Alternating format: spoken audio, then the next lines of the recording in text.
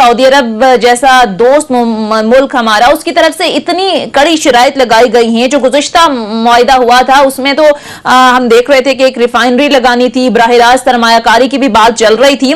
इस बार सर क्या मुख्तलिफ हुआ कि इतनी सख्त शराइत कर्ज दी जा रही है, कर्ज पर भी इतनी कड़ी शराइत लगाई जा रही है? What went wrong sir? देखिए, आपने पता नहीं मेरा ट्वीट पढ़ा या नहीं पढ़ा। मैंने ट्वीट ये कहा था, लिखा है उसमें कि पाकिस्तान को चाहिए कि ये कर्ज की जो डिपॉजिट है इसको ड्रॉ नहीं करे और सऊदी अरब को ये पैसे मतलब उनसे ड्रॉ नहीं ले और उनका शुक्रिया अदा करके वापस कर दे कि हमें ये पैसे नहीं चाहिए।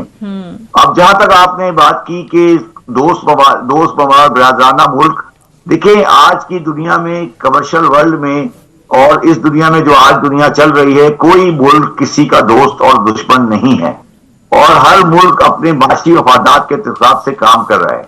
पाकिस्तान, सऊदी अरेबिया वो कुछ करेगा जो उनको वहां से इंस्ट्रक्शन आएगी और मैंने जो उसकी जो डिटेल्स देखी हैं उसमें मेरा बिल्कुल ये क्लैरिटी ओपिनियन है कि पाकिस्तान को ये शराइत कबूल नहीं करनी चाहिए और अगर हमने ये शराइत कबूल की तो हमारे और जो बाकी हम कभी किसी से लोन लेंगे तो वो हर बंदा यही डिमांड करेगा कि आप ये शराइत पे हमें लोन हमसे लें। तो ये जो सऊदी अरब ने कंडीशंस डाली हैं हमारे लिए 3 बिलियन रुपीस को ऐसी बड़ी बात नहीं है। हम अपनी इंपोर्ट को कर्टेल करके और डिपॉजिट इशू करके, बॉन्ड इशू करके हम ये पैसे इकट्ठे कर सकते हैं। तो इसलिए मैं तो बात क्लियर हूं कि ये दोस्त मुल्क और बरादराना मुल्क और इस्लामी यकजहती ये सब अल्फाज हैं, इनकी कोई अहमियत नहीं है और अब कमर्शियल वर्ल्ड में हमें जिंदा रहना है और उसी को हम आगे लेके चलेंगे। अगर उनको ये पैसे इस शर्त पर देने हैं तो हमें ये काबिल कबूल नहीं होने चाहिए। ये मेरी व्यू है और ये मैं इससे बड़ा फर्म हूँ। ठीक है। अच्छा एहतशाम साहब, चब्बर जैदी साहब तो कह रहे हैं कि हुकूमत को नहीं लेना चाहिए इतनी सख्त शराइत पर कर्ज। और दूसरा सर थोड़ी सी शराइत के हवाले से भी बता दें हमारे। देखिए बुनियादी तौर पे तो जैदी साहब जो बात कर रहे हैं बिल्कुल ठीक है ना कि जी 1 साल के लिए आप पैसा रख रहे हैं और आप वो एक किस्म का उनको ये एश्योरेंस भी दे रहे हैं कि जिस पैसे को इस्तेमाल नहीं करेंगे। $3 बिलियन ये $1.2 बिलियन का उधार का तेल जो है वो भी इसमें शामिल है। अब सवाल ये है जैदी साहब, आमतौर पर लोग कहते हैं कि हमारे रिजर्व जिस तरीके से कम हुए हैं, खासतौर पर पिछले चंद दिनों में $3.5 बिलियन कम हुए हैं। हुकूमत ये देख रही है कि मार्केट सेंटिमेंट इस तरह चलते हैं कि डॉलर बाहर से आए तो आप देख लें स्टॉक मार्केट भी बेहतर हो जाती है, इंटरेस्ट रेट पे भी कोई फर्क आता है, फिर एक्सचेंज रेट पे भी फर्क आता है। ये सारा कुछ होने के बावजूद बड़े जो दावे किए गए थे फवाद चौधरी साहबों बाकी लोगों के, जी देखें सब चीज़ें ठीक हो जाएंगी, डॉलर की उड़ान वैसे की वैसी है, मार्केट सेंटिमेंट कोई इतना अच्छा बेहतर नहीं हुआ।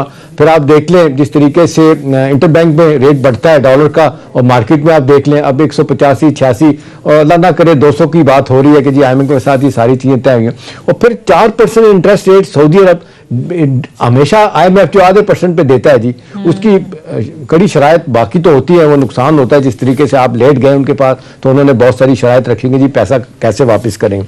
साहब मेरा सवाल आपसे कि जी ये तो बात ठीक है कि हुकूमत को ऑप्शन वे करने चाहिए थे। चलें अगर फर्ज करें कि अब हुकूमत को ये परेशानी थी कि जी डॉलर नीचे नहीं आ रहा, इनफ्लोज हमारे नहीं है, तो ये पैसा लिया गया और बड़ी जिसको कहना चाहिए कि बड़े बांगे दौल ये बातें की गई और यहाँ तक कहा गया कि जी सब अच्छा की रिपोर्ट हो जाएगी। मतलब ये जो शराइत जिस तरीके से सामने आई है, इन शराइत की वजह से मामला ख़राब हो गया। अब सवाल ये है कि पैसा रख के क्या करेंगी और इस पर 4% इंटरेस्ट आपने उसको इस्तेमाल भी नहीं करना और फिर IMF से जो पैसा ले रहे हैं वो तो पहला कर्ज उतारने के लिए सब कुछ हो रहा है। तो सवाल जैदी साहब ये है कि अपने रिसोर्सेज जिसके लिए आपने भी बड़ी लड़ाई लड़ी, फिर आप FBI से छोड़ के भी आगे बाहर, उस तरफ तवज्जो नहीं है बिल्कुल हुकूमत की। सिर्फ यूँ लग रहा है कि कर्जे पे कर्जे लेके डे टू डे बुनियादों के मामला चलाना ये मुल्क के लिए कितना खतरनाक है। देखिए शाह साहब, मैं डॉलर के मामले को रखता हूँ, अलग रखता हूँ और डॉलर का ताल्लुक हमारी लोकल कलेक्शन डोमेस्टिक डेट से नहीं है। डॉलर के सिलसिले में ये डिपॉजिट जो है ये कोई हमें 3 बिलियन का डिपॉजिट और जो कि ड्रॉ जिसको हम यूज नहीं कर सकते उसका कोई मकसद नहीं है, तो ये तो हमें वैसे ही वापस करना चाहिए, नहीं लेना चाहिए। और जो आप बात कर रहे हैं कि डॉलर जो है वो नीचे नीचे आ रहा है, उसमें अध्याम साहब मुझे ये कहते हुए अफसोस हो रहा है कि इसकी बुनियादी वजह हमारे रिलेशन है विद दी वेस्टर्न वर्ल्ड। और जब तक आप अफगानिस्तान के मसले को हल नहीं करेंगे और अफगानिस्तान में इंक्लूसिव गवर्नमेंट नहीं लेकर आएंगे पाकिस्तान के ताल्लुकात वेस्टर्न वर्ल्ड से सही नहीं हो सकते, और वेस्टर्न वर्ल्ड को भी आप, सऊदी अरब को भी आप पार्ट ऑफ ज्यू लॉबी समझे। ये Saudi Arab part of the Muslim lobby नहीं है, तो ये उसी का हिस्सा है। तो उन्होंने जो किया है वो सही कर रहे हैं, वो उनका पॉइंट ऑफ व्यू ठीक है। वो समझते हैं कि हमारा जो स्टांस है वो अफगानिस्तान में ठीक नहीं है, और हमें अफगानिस्तान में इंक्लूसिव गवर्नमेंट बनानी चाहिए। हम नहीं बना सकते, अफगानी बनाएंगे, मगर हमें उस इंक्लूसिव गवर्नमेंट के लिए कोशिश करनी चाहिए। अगस्त से लेकर दिसंबर हो गया, और ये जो अफगानी जो खेल खेल रहे हैं, ये खेल खत्म होना चाहिए। और 4 बंदे बंदूकें लेके बैठ के आके तालिबान काबुल फतह कर लेते हैं। ये गवर्नमेंट रिप्रेजेंटेटिव गवर्नमेंट नहीं है, कोई दुनिया का मुल्क इसको रिप्रेजेंटेटिव गवर्नमेंट नहीं मानेगा। तो इसलिए ये तो खेल, ये खेल वो नहीं है जो आप बात कर रहे हैं। ज़ादी साहब माजरत के साथ इसको दूसरी बात इस पे कमेंट कीजिएगा। दूसरी बात यह है जी जी, जब हम अपने इंपोर्ट को हाथ नहीं डाल सक रहे और हम इंपोर्ट को सही नहीं कर पा रहे, तो फिर हमने जो खेल खेला है इंपोर्ट के साथ भी पिछले 2 साल में, वो अच्छा नहीं खेला। हमने क्या चीज इंपोर्ट किया, देखे ना, लिस्ट तो मंगाए ना जरा। अच्छा, मगर श्याम साहब मेरा मसला ये नहीं है। मैंने 3 दिन पहले एक आर्टिकल लिखा है अखबार में पाकिस्तान के डोमेस्टिक डेट के बारे में। पता नहीं आपको, आपकी नजर से वो आर्टिकल गुजरा हो या नहीं गुजरा हो। उसमें मैंने लिखा है कि पाकिस्तान डोमेस्टिक डेट की वजह से पाकिस्तान अब गोइंग कंसर्न नहीं है। पाकिस्तान की मईशत अब अपने इस कर्जे को बर्दाश्त नहीं कर सकती। आप अच्छा बुरे की बात नहीं है कि इमरान खान अच्छा है या नवाज शरीफ बुरा था या इस्तेदारी अच्छा है।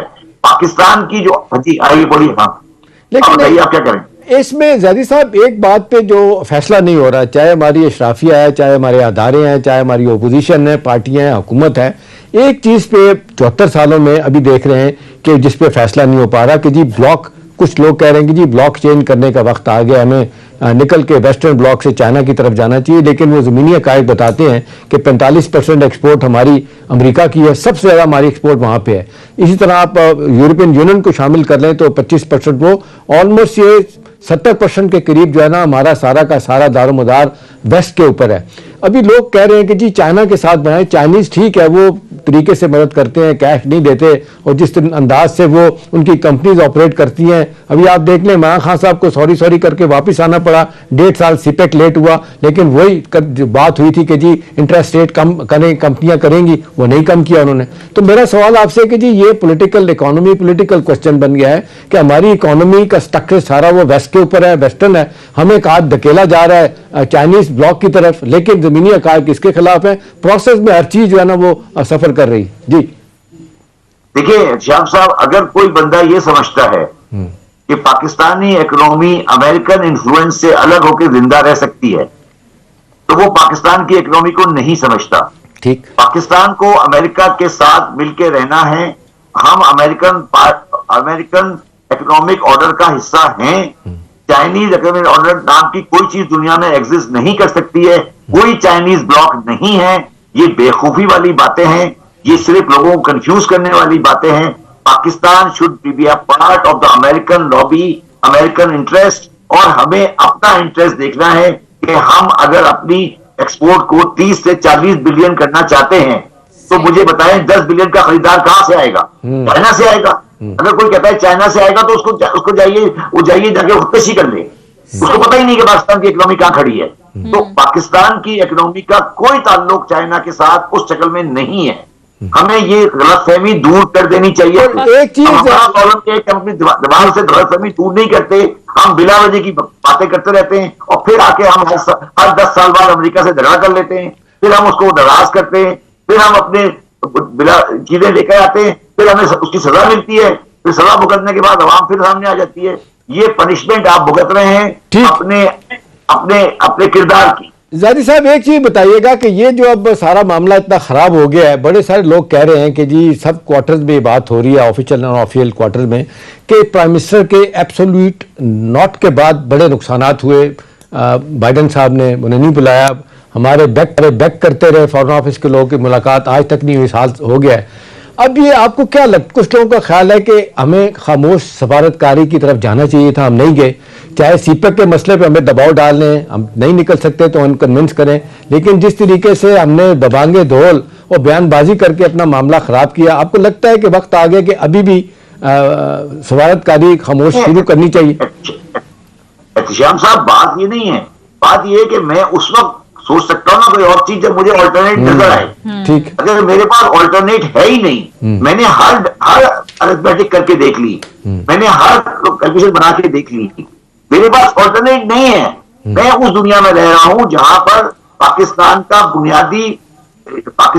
बुनियाद खड़ा है एक्सपोर्ट के ऊपर और रेमिटेंस के ऊपर।